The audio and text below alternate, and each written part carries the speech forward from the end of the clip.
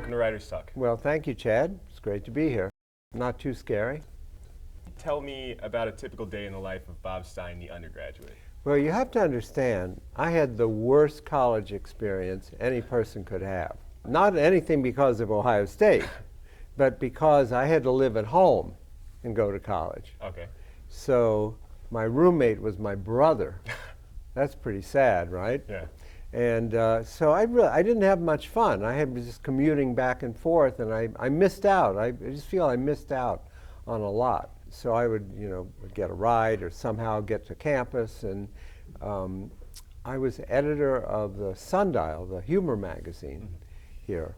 And actually, that's all I did in college.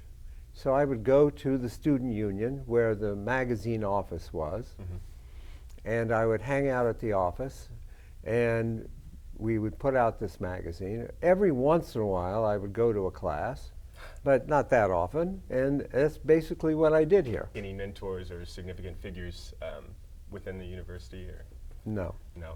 Okay. No, do you feel that I didn't. All my mentors, all the people who influenced me were people who wrote scary books, or authors, other authors, or people like Rod Serling, The Twilight Zone. Those people, some of my big inspirations came from comic books. When I was a kid, there were these incredible horror comics called Tales from the Crypt and The Vault of Horror. And I just loved them. They were gruesome, bloody comics. They were awful. I just thought they were terrific. And they were scary and funny at the same time. They always had funny twist endings. And they were very influential on me. As far as mentors, I don't think I ever had a real, in-person live mentor. Okay. So your time at Ohio State was pretty much just spent in the student union. My time was pretty much spent going to football games or being in the student union. Sure. And occasionally I would go to class, and I was an English major, worthless major. And I turned out okay, but it was worthless. But I did have some very entertaining classes and some very interesting English classes back then. There was a guy named, a teacher named Jonathan Baumbach, who I took a course from, I'm just remembering this, in playwriting. It was modern theater. And he went on to NYU, and my future wife, unbeknownst to me, was taking a course from him at NYU. Now, when you were writing for the Sundial, you were writing under the pseudonym Jovial Bob, correct? Yeah, well, the magazine had been around for like 100 years. It had been around forever. James Thurber worked on the magazine in 1917. Yeah. And so it had a nice old tradition, but it wasn't really, it sort of fallen into hard times. And this was like a goal of mine, to have a magazine and be able to write funny stuff. I always just wanted to be funny. I never thought about being scary, ever.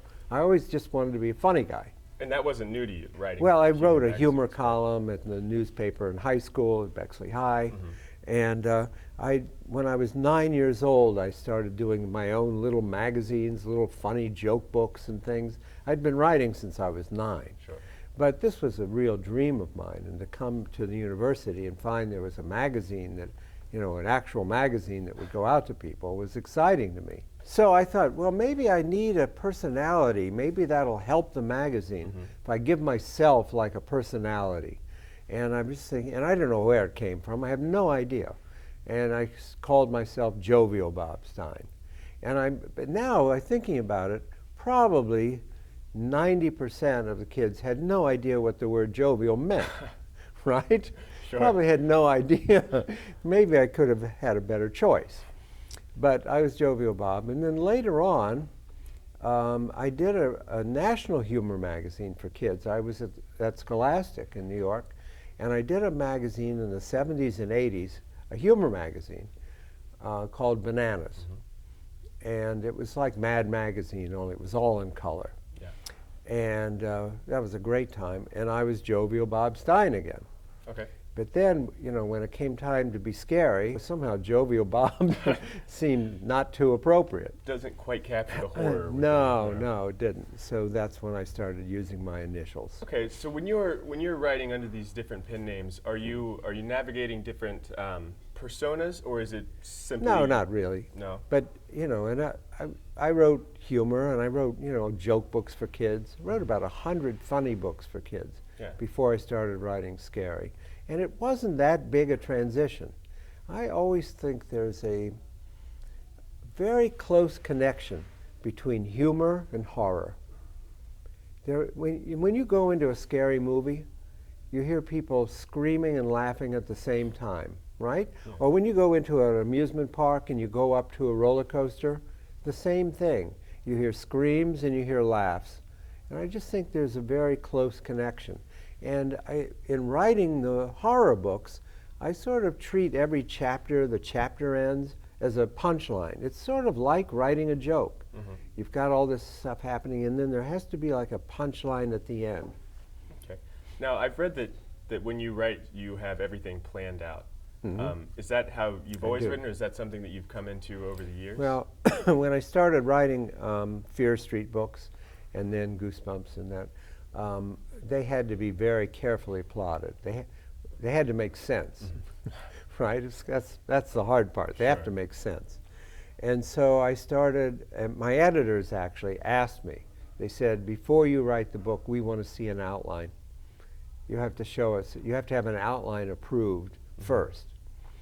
Now, everyone hates to outline, right? And I go into schools now and I talk to kids and I say, well, I outline all my books, or they, oh no. Everyone hates it. But I really can't work without it. Yeah. And I do a very complete chapter by chapter outline of every book before I write it. Kids always ask about writer's block. What do you do about writer's block? Well, you really can't have writer's block if you've done all the thinking already. I mean, all the hard part is in the outline. I've done all the thinking and all the plotting, and I know everything that's going to happen in the book. Mm-hmm. So I can just relax and enjoy the writing. Mm-hmm. It's all, the hard part is done. Before you got into the Goosebumps series, you did Eureka's Castle. You've done work in television. Do you also carry the same outlining into your work with creating television shows? Well, that was my whole TV career, Eureka's Castle. That was a lot of fun. I did that for 4 years. I was the head writer, and we wrote all of the puppet episodes. It was sort of like Sesame Street, except we didn't teach them anything. They didn't learn anything. That's what I loved about it. It was just, it was just fun. And it was a very different writing process. You didn't plan it out quite as much. And also, you know, when I write a book, I sit in my room, I'm in my apartment, and I type, I'm writing this book. But when you write for television, it's a major collaborative effort. Mm-hmm. And I would write a script, and then we would bring it in, and everyone would sit around a table, all the puppeteers, the producers, the network people, the director. It would be a huge crowd, and go over my script line by line. And everyone had different ideas about what it would be about. And then I would go home and try to incorporate their ideas in the script. It was totally different from writing a book. Yeah. Then I would come back and we'd sit around the table and they'd tear apart everything I did. And then I would go back and write a third version of the script. And then we'd come back and then we would shoot the script and we'd go up on the set and the puppeteers would say whatever they wanted. Mm-hmm. That was that. And then, luckily, that's how it worked. They would just go up and ad lib and say anything. And luckily, they were really funny. Yeah. So I could take credit for it. Even though, you know, about half of it was my words. They didn't use too much of what we did. But it worked out okay. Yeah. Okay, so beginning in 1995, you started 4 seasons of the television series Goosebumps. Mm-hmm. How does working on the television show differ from working on the books? Is it the same? Well, I didn't work. You know, at that time, I was writing a Goosebumps book every month. Actually, I was doing 2 book series. I was doing Fear Street for teenagers mm-hmm. and Goosebumps. So I was actually writing a novel every 2 weeks. So yeah, I know. I don't know quite how I did that. You know, Yeah. I must have been nuts. I mean, I didn't get out much, right? I was in writing these books, and so I didn't really have time. We had a lot other writers who did the scripts for the TV series, all based on the Goosebumps books, and it was kind of exciting for me to see what would happen when another writer took my story and then went off with it. Sure. That was fun, actually. Yeah. But I liked it a lot when kids would come up to me and say, you know, the book was a lot better than the TV show. Yeah. I always enjoyed that. Your Goosebumps series has had a major impact on the children's market. To what do you accredit that success? You know, just kids and luck, very good luck, mostly luck. But Goosebumps came out in '92. This is actually the 20th anniversary of Goosebumps. Can you imagine? Yeah, I know. And we had no advertising, no hype of any kind. I didn't do any appearances. I didn't do any book signings. I was home writing these books. There was no way. The only way word got out was from kids. It was like the secret kids network of kids telling kids about it. It was totally word of mouth. And I think whenever there's some kind of publishing phenomenon that's the only way it can happen. It has to be kids telling kids. Yeah. Somehow, it's very mysterious to me. I mean, somehow it happened all over the world.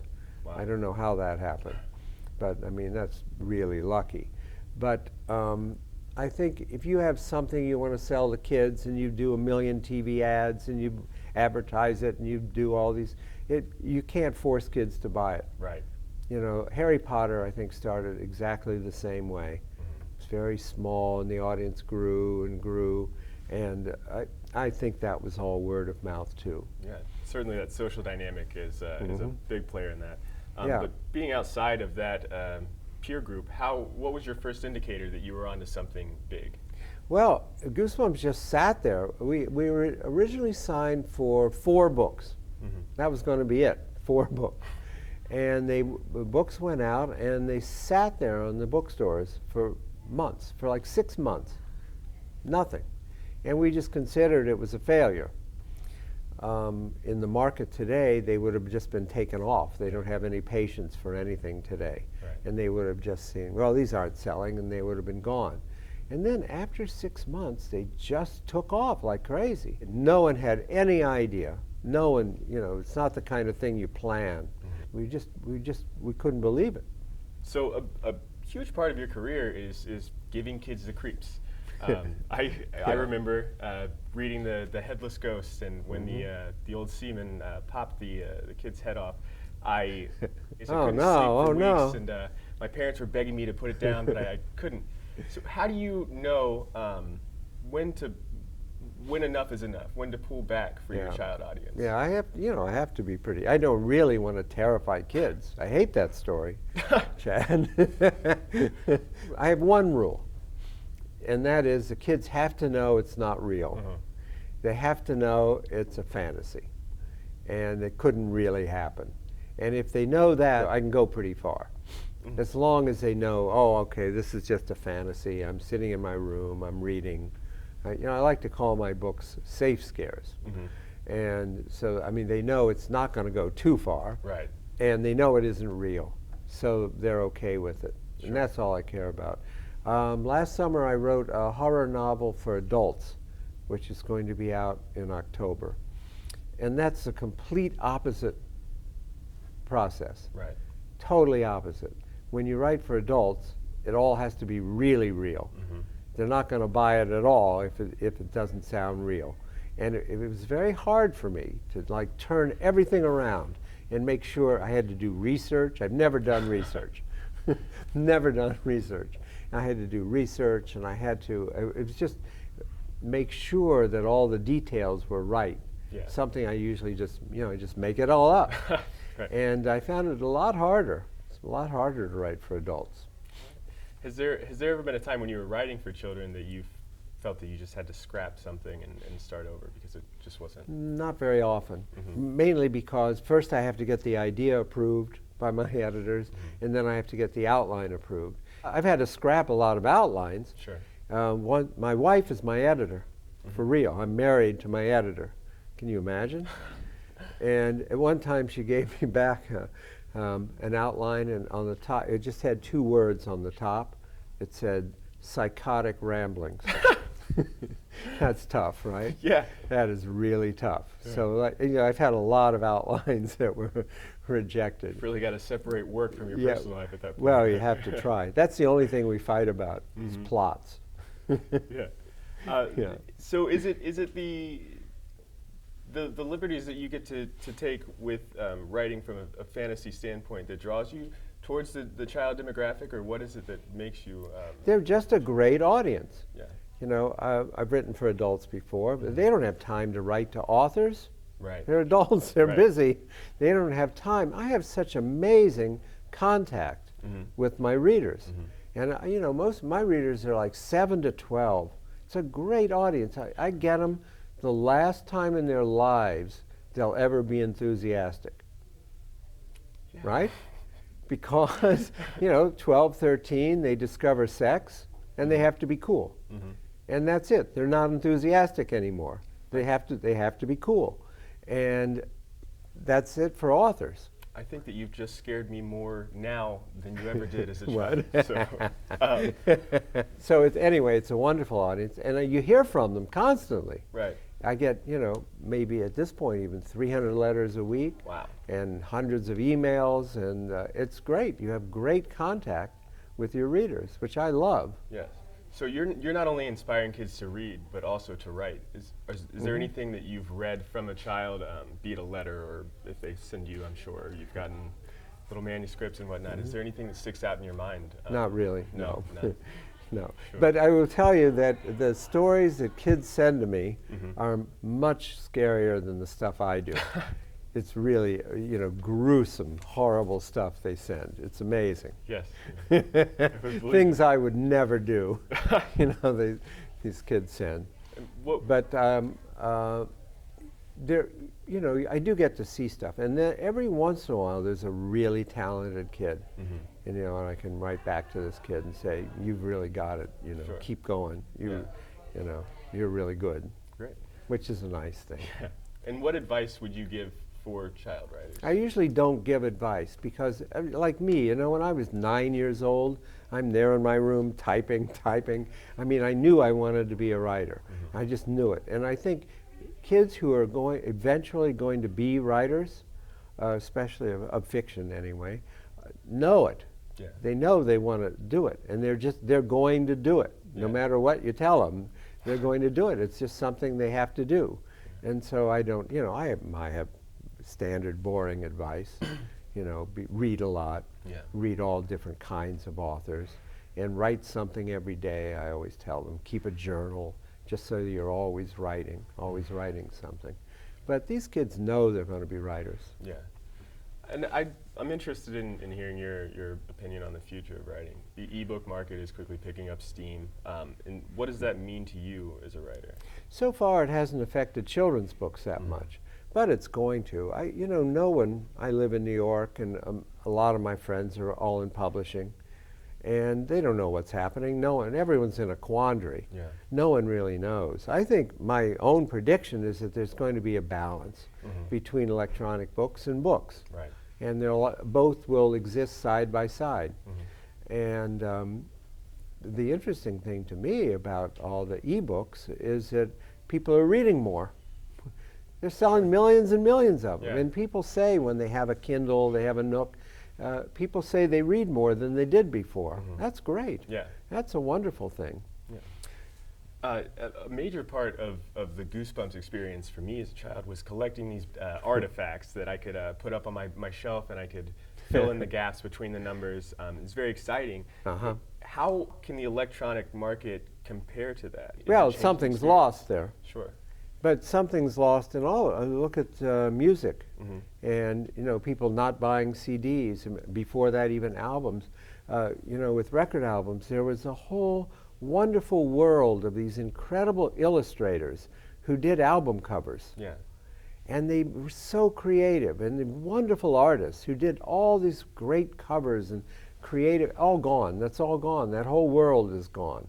And with CDs, which you couldn't really do very much design-wise, that's all gone with people downloading. Yeah. And so you do wonder what's going to happen. So many nice things are being done with book covers, and you know, is that going to be lost? I don't know. Right. My most cliche question: what Uh-oh, gives you uh-oh. goosebumps? I don't know. I don't get scared, for one thing. I have to say, maybe this is weird, but when I go to a scary movie, I just laugh. Yeah. I'm always the one laughing. You know, the shark comes up and chews up the girl, and I'm the one laughing. Have you always been that way? Yeah.